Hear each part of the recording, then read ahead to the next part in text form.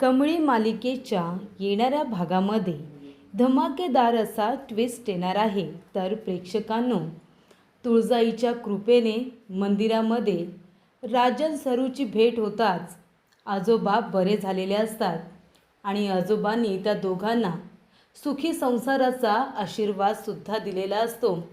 आणि त्याचबरोबर प्रेक्षकांनो, इथे आता कमळीसमोर आपल्या आईच्या आणि राजन काकांच्या नात्याचा खुलासासुद्धा झालेला असतो. एका लेकीसमोर इथे बाप आणि आईची भेट झालेली असते. तर प्रेक्षकांनो, येणाऱ्या भागामध्ये कशा पद्धतीने या गोष्टी पुढे घडत जातात आपण सविस्तरपणे बघूया. तर प्रेक्षकांनो, इथे आता कमळी हिला नोकरी लागलेली असते, पण कमळीला आता नोकरीमुळे रोज कॉलेजमध्ये जाता येत नसतं.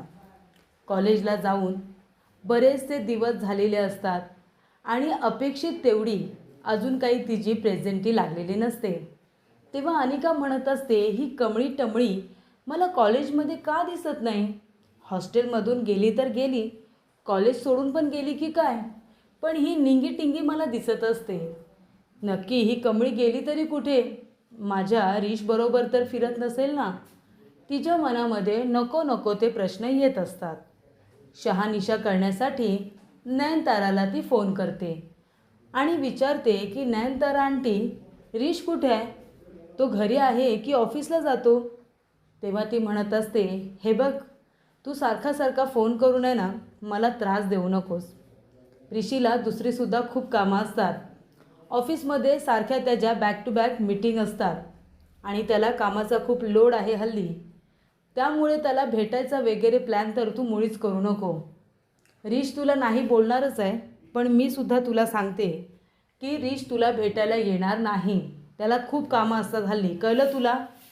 तेव्हा ती म्हणते, एवढी काय कामं असतात की तो एकदासुद्धा मला भेटायला येऊ शकत नाही आहे? मला बोलायचं आहे त्याच्याबरोबर. तो त्या कमळीला तर भेटायला जात नाही ना? नयनतारा म्हणते, एवढा वेळ नाही आहे त्याच्याकडे की तो त्या कमळीला भेटायला जाईल, कळलं तुला? मी ऑफिसमध्ये असते की तू? तेव्हा इथे लगेच ती म्हणते, ठीक आहे, तुम्ही बोलता तर तुमच्या बोलण्यावरती मी विश्वास ठेवते. आणि मग इथे अनिका म्हणत असते की मम्मा, तुला माहिती आहे का, मी बोलले ते बरोबर आहे. रिश आहे ना त्या कमळीसोबत नाही आहे, तो ऑफिसला जातो, ऑफिसमध्ये खूप बिझी आहे तो. चला, म्हणजे आता तो ऑफिसला जायला लागला आहे, कामामध्ये बिझी आहे, म्हणजे त्या कमळीला भेटणं तर कमी होईलच, बरोबर ना मम्मा? तेव्हा ती म्हणत असते, अनिका, मी तुला म्हणाले होते ना, तो ऋषी आहे ना, कॉलेज एकदा का सोडलं की त्या कमळीचा नाद आपोआपच सोडून देईल. आता तो बिझनेसमध्ये इन झाले म्हटल्यानंतर त्याला खूप कामं असणार, त्याला वेळ तरी भेटणार आहे का त्या गावच्या कमळीला भेटायला? तेव्हा अनिका निर्धास्त झालेली असते. आता तिला कुठे माहिती आहे की इतक्या बिझी शेड्यूलमधूनसुद्धा ऋषी कमळीसाठी वेळ काढतो. तिच्यासाठी फ्रेंडशिप डेला तिला भेटायला जातो, तिच्यासाठी गिफ्ट घेऊन जातो, आणि असं तसं गिफ्ट नाही, तिच्यासाठी तो पेन घेऊन जातो, पेन. कारण तेच तिच्यासाठी खूप मोठं गिफ्ट आहे हे त्याला बरोबर माहिती असतं. आणि त्यानंतर इथे आता अनिका ही कमळीला बघत असते. ती कॉलेजमध्ये येत नाही, ती तिचं रजिस्टर चेक करते, तेव्हा कमळीची 35% हजेरीसुद्धा लागलेली नसते. ती म्हणते, बाप रे, कॉलेज सुरू झाल्यापासून ही मुलगी तर 1 ते 2च दिवस आली आहे, बाकीचे दिवस तर ही आलेलीच नाही आहे. कारण बराचसा काळ लोटून गेलेला असतो, बरेच दिवस मध्ये निघून गेलेले असतात आणि कमळीचं काम आता सुरू असतं. ती खूप जास्त आगाऊ मुलं असतात, त्यांना कबड्डी शिकवायची म्हणजे इथे आता तिला टेन्शनच असतं. त्यामुळे कमळी म्हणत असते की काय करू आता, ह्या मुलांना कसं मी समजावून सांगू? तेव्हा कमळी म्हणते, तुम्ही लोक आहे ना खरं तर चांगले आहात, तुम्ही आगाऊपणा करता पण तुम्ही आगाऊ नाही, तुम्ही खूप चांगले आहात. आता मला बघायचं आहे की तुमच्यामध्ये सगळ्यात बेस्ट प्लेयर कोण आहे, कोण सगळ्यात जास्त छान कबड्डी खेळतं, मला ते बघायचं आहे. आता मी इथं कबड्डी कोच म्हणून आली आहे, माझ्याकडे सुद्धा कबड्डीसाठीच्या खूप ट्रॉफ्या आहेत, म्हणून माझी इथे नियुक्ती झाली आहे.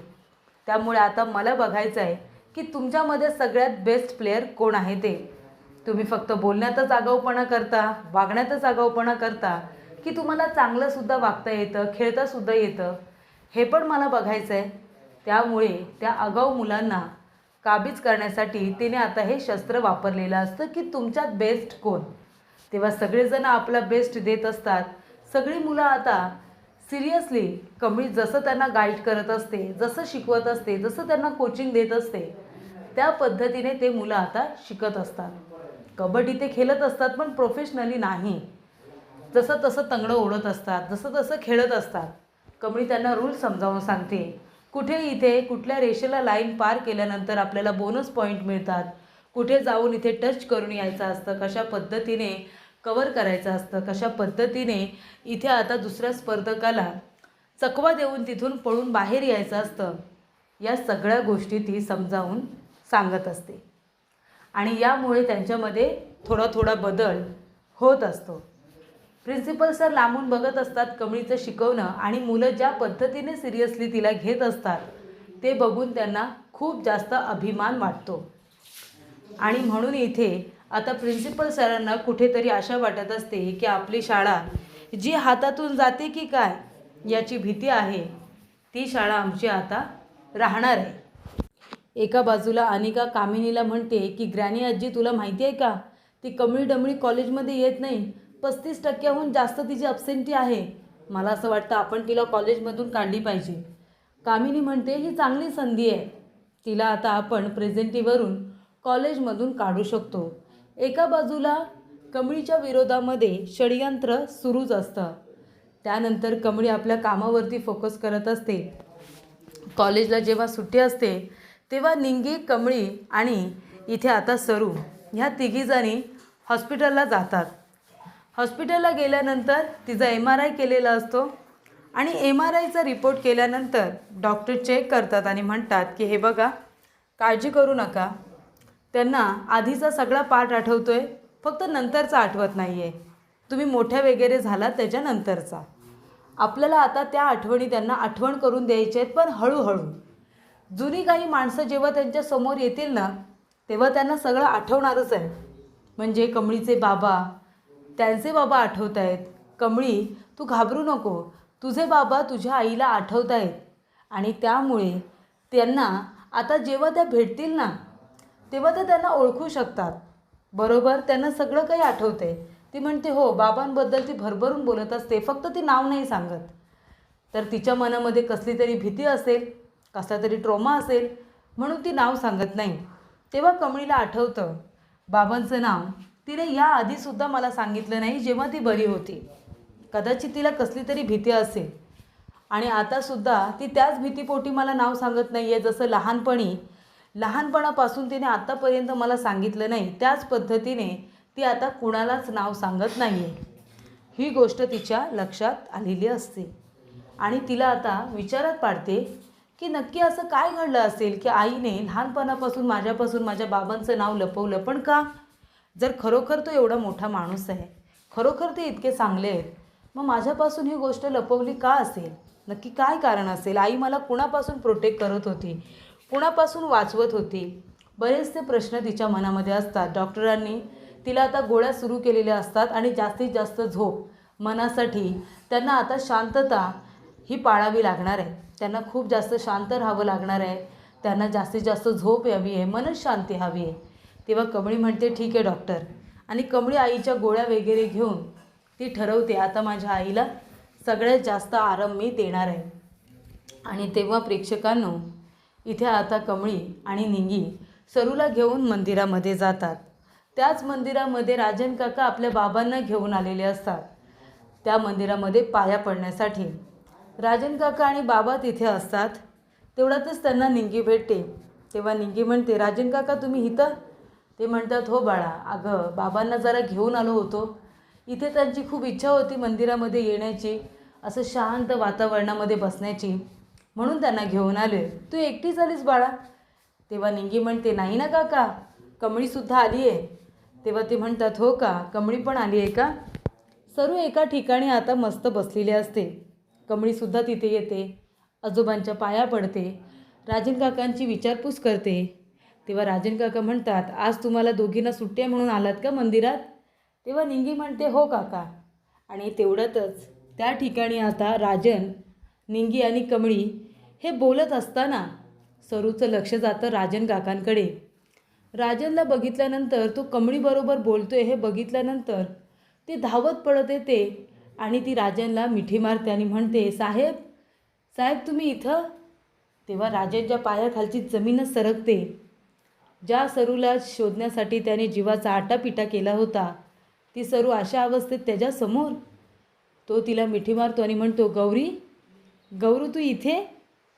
तेव्हा इथे तो म्हणत असतो, गौरी तू इथे काय करतेस? तू तुझ्या घरी नाही आहेस का? तेव्हा तू अशी का आली आहेस इथे? बरी आहेस ना? तुझी तब्येत ठीक आहे ना? तुझ्याबरोबर कुणीच नाही आहे? तुझा नवरा कुठे आहे? गौरी म्हणते, साहेबाऊ काय बोलताय? मस्करी करताय का माझी? आपलं लग्न झालं आहे आणि मला विचारताय माझा नवरा कुठे आहे? तुम्हीच आहात की माझा नवरा. तेव्हा तो म्हणतो, अगं पण तू तर मागे मला म्हणाली होतीस ना याच मंदिरामध्ये की तू लग्न केलंस म्हणून. आपली मुलगीसुद्धा या जगात नाही आहे म्हणून तू माझी वाट बघून लग्न केलंस असं तूच म्हणाली होतीस. ती म्हणते, अहो साहेब हे काय बोलताय तुम्ही? आता तर मी मुंबईला आले, मी तसं काय बी बोलले नाही. आणि माझं का लग्न होईल? माझं लग्न झालं आहे ते बी तुमच्या संग.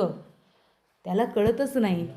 त्यानंतर इथे आपल्या गौरीला आणि राजनला असे एकत्र बघून आजोबांना इतका आनंद होतो की आजोबा पायावरती आपल्या उभेच राहतात. आजोबा बरे होतात. ती म्हणते, बाबा, आणि ती लगेच आपल्या सासऱ्यांच्या पाया पडते. तेव्हा ते दोघांना आशीर्वादसुद्धा देतात. राजन काका म्हणतात, बाबा तुम्ही बरे झालात? तो म्हणतो, हो, माझी सून घरी परत आली लक्ष्मीच्या पावलांनी आणि मी बरा झालो. आणि अशा रीतीने त्यांनी राजन काका आणि सरूला सुखी संसाराचा आशीर्वाद दिलेला असतो. कमळी मात्र आणि निंगी त्यांच्याकडे बघतच बसलेली असते. ती म्हणते, आईने राजन काकांना हाक मारली आणि त्यांना साहेब म्हणाली आणि ते सुद्धा तिला गौरी म्हणतायत आणि आईचं नावसुद्धा गौरीच आहे आणि त्यांच्या बायकोचं नाव पण गौरीच. याचा अर्थ माझी आई आणि राजन काका माझे बाबा आहेत का? असा प्रश्न तिला पडलेला असतो. तर अशा रीतीने सरूला बघताच राजन काकांना आनंद झालेलाच असतो, पण आजोबांनासुद्धा प्रचंड आनंद झालेला असतो, इतका की ते आता स्वतःच्या पायावरती उभे राहू शकतात, चालू शकतात. आणि तेव्हा प्रेक्षकांनो कमळीलासुद्धा आपले आता आईच्या मार्फतच खरे बाबा कोण आहेत हे समजलेलं असतं.